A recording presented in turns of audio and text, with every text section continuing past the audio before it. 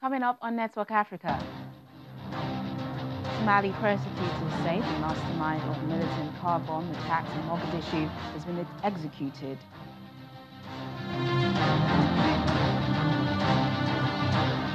Presidential candidate Andry Rajoelina leads the election runoff in Madagascar with nearly 90% of the votes declared.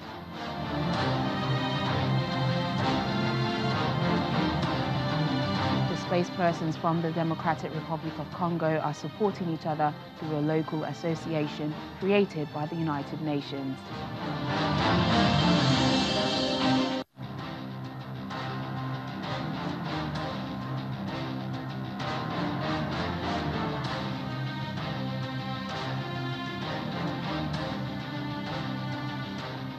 Hello and welcome to the program, everyone. Compliments of the season. I'm Teniola SHABAAB. We begin the program with stories and happenings that made headlines over the weekend. Italian Prime Minister Giuseppe Conte arrived in Tripoli for his first visit to Libya on Sunday. He met with Libyan Prime Minister Fayez Sarraj and the President of the High Council of State, Khaled al-Misri. He also met Libyan Commander Khalifa Haftar in Benghazi 1 month after a summit held in Palermo, aiming to reconcile the country's rulers. Western powers and the United Nations hope that Libya will hold a national election by June after a referendum on a constitutional framework to chart a way out of a conflict stemming from the overthrow of Muammar Gaddafi in 2011.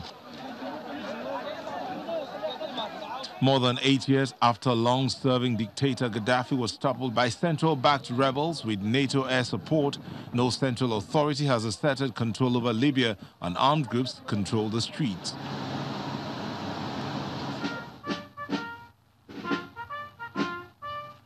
French President Emmanuel Macron landed in N'Djamena, Chad on Saturday to begin a 2-day visit to meet troops stationed there as part of a 3,000-strong Burkina contingent fighting insurgents in the Sahel.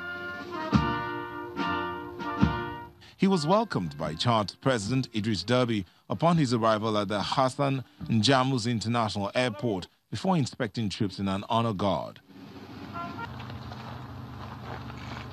The Burkina contingent consists of soldiers from France as well as Chad, Burkina Faso, Mali, Mauritania and Niger. On his second day, he addressed women about the importance of female empowerment.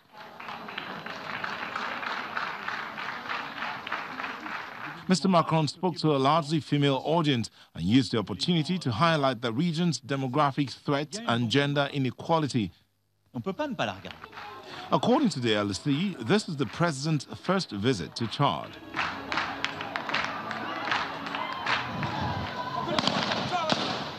At least 5 people were killed and 4 wounded on Saturday in a car bomb attack in Somalia.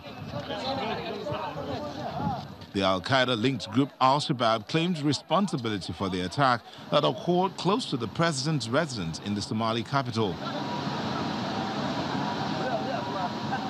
A second explosion followed nearby. Police had earlier said the first car bomb at the checkpoint killed 5, mostly soldiers, and that the death toll was likely to rise. Al-Shabab carries out frequent attacks in Mogadishu. Its members want to dislodge the government and impose its rule based on its own strict interpretation of Islam's Sharia law. Meanwhile, prosecutor of the military court in Somalia says the mastermind of militant car bombs that killed 26 people and injured nearly 40 others in Mogadishu in 2017 has been executed. Abdul Bull says Al-Shabaab member Abdikader Abukar was convicted of being behind a hotel attack that killed 10, one near the Ministry of Sport that killed 9, and a car bomb near an Italian restaurant in the capital that killed 7. Al-Shabaab wants to overthrow the weak UN-backed Somali government and impose strict Islamic law. It has steadily been losing territory since African Union peacekeepers arrived a decade ago, but still carries out frequent attacks in the capital. Presidential candidate Andry Rajoelina is leading the election runoff in Madagascar as nearly 90% of the votes have been declared by the Electoral Commission. Mr. Rajoelina had 55.06% of the vote compared to 44.94% for his rival, Mark Ravalomanana, who alleges fraud.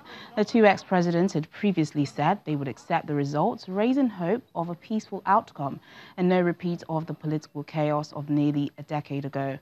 However, Mr. Mark says the electoral body should investigate the process. Egypt has appointed Major General Khalid Megawer to serve as the head of the country's military intelligence service, replacing Mohammed al-Shahat. President Al-Sisi has replaced several high-ranking security officials in the military, interior ministry and the General Intelligence Service over the last couple of years. Sisi appointed close ally Major General Abbas Kamel to serve as chief of the country's General Intelligence Service in June, 2 weeks after replacing the defense and interior ministers.